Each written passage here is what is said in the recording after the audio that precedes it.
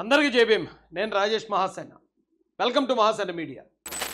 ఏమంటే ఈడొకడు 30% జగన్ బ్రో సంకనాకపోవడానికి ఈడొకడు కారణం. వీళ్ళకి మనం పాలాభిషేకాలు చేయాలండి వీళ్ళకి. ఎందుకంటే వీళ్ళ వాగుడు వీళ్ళ నోటితోలే వైసీపీ పార్టీ అంటే ఏంటి, దాని నిజ స్వరూపం ఏంటనేది ప్రజలందరికీ తెలియజేసింది.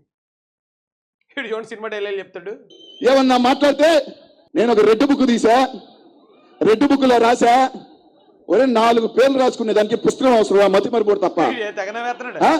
నలుగురు పేర్లు గుర్తుపెట్టుకోలేని వ్యక్తిని నీకు బుక్ కావాలా? మాకు బుక్ అవసరంలా, ఇక్కడ ఉంది ఇక్కడ ఉంది బిడ్డా. నువ్వు రాసింది కాదు రెడ్ బుక్. జూన్ 10 లోపల జగనన్న ముఖ్యమంత్రి అవుతాడు. ఈ మధ్య సినిమా వచ్చింది, సీలు చూసినావు కదా, సీలు ఎవడైతే మాట్లాడిండో రాసుకో. కనీసం లెక్క పెట్టుకోండి, దేవుణ్ణి ప్రార్థించండి. 10 మంది మీద అయినా సరే జగన్మోహన్ రెడ్డి సీలు వాళ్ళ గుండెల మీద లేవకపోతే,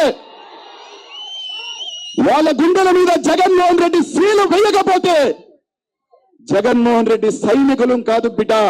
నువ్వు రాసుకునేది రెడ్ బుక్ అయితే అధికారం వస్తే మళ్ళీ పులేబూదురటండి. అధికారం వస్తున్నట్టండి రెడ్ బుక్ కాదటండి.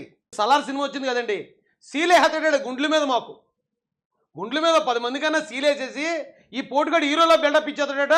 జగన్ బ్రో మళ్ళీ సీఎం అయితే, అతను సీఎం అవ్వకపోతే ఏటో చెప్పలేదు ఆ రోజునాడు. అతను సీఎం అవ్వకపోతే ఈడు మంచంగా దూరేస్తాడు. ఇక పోరాటం లేదు, ప్రజలు లేరు, ఏమీ లేదు, మొత్తం గాలి కుదిరేస్తాడు. సీఎం అయితే మాత్రం రెచ్చిపోతాడటండి. వారు ఏం మొగొడతానరా బాబా నీలా, ఏం మొగొడతానో, ఏం డైలాగులు, అబ్బా ఏమన్నా డైలాగా ఇది. సిగ్గేస్తున్నారా మీలాంటి వాళ్ళు చెప్తామంటే. చిచ్చి మేము ఇక్కడ రాసుకోన్నాం, ఇక్కడ ఉన్నాయి, లెక్క పెట్టుకోండి. 10 పేర్లు, 10 చీటీలు ఎత్తి మరి అప్పుడు జగనన్న గమ్ముడు ఉన్నామన్నా. ఒరే అబ్బాయి, మీరు 2024 నుంచి వెనక్కి 2019 దాకా మీరే కదరా అధికారంలో ఉన్నారు. అప్పుడు పీకలేంది, మళ్ళీ 24 తర్వాత పీకెత్తారా? అప్పుడు ఎవడన్నా భయపడ్డారా మీకు? మీరు అప్పుడు అధికారంలో ఉన్నారు. ఈ వాగుతున్నప్పుడు మీరు అధికారంలోనే ఉన్నారు. మీ తొక్క మేము పడుకోబెట్టి నార తీసినప్పుడు మీరు అధికారంలో ఉన్నారు. ఏం చేశారు? కేసులు పెట్టారు, వేధించారు. ఎవడన్నా భయపడ్డాడు? ఒకడన్నా ఎవడన్నా మీలా కలుగుల్లో దూరేశాడా? తెలుగుదేశం పార్టీ నాయకుడు కానీ, తెలుగుదేశం పార్టీ కార్యకర్త కానీ రోడ్డు మీద నిలబడి ఫైట్ చేసామే మీరు అధికారంలో ఉండగానే. అంతేగాని మేము సీఎం అయ్యాక పొడిచేస్తాం, సీఎం అయ్యాక కత్తి తిప్పేస్తాం, అప్పుడు దాకా అందరి సంఖ్యలోకి దూరేస్తాం అనలేదురా బాబు. మేము డైరెక్ట్ పోరాడాలా. ధైర్యవంతుడు అంటే అధికారం వచ్చిన తర్వాత మూలంలో కూడా లేచి పోరాడేస్తానంటరా బాబు. రే అధికారం ఉన్నప్పుడు పోరాటం ఏంటరా? ఇదేం పోరాటం రా బాబు. రెడ్ బుక్ గురించి వాగుడు విన్నారు కదండి.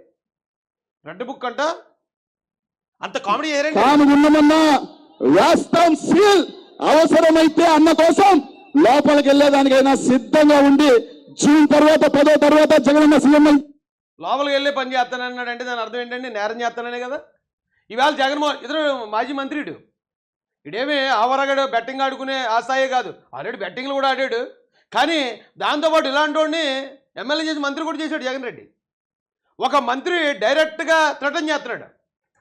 కానీ అదే జగన్ రెడ్డి ఇప్పుడు వచ్చి ప్రజాస్వామ్యం ఖూనీ అయిపోతుంది, ప్రజాస్వామ్యం ఏమైపోతుంది అంటున్నాడు. ఏది ప్రజాస్వామ్యం? ఇది ప్రజాస్వామ్యమా?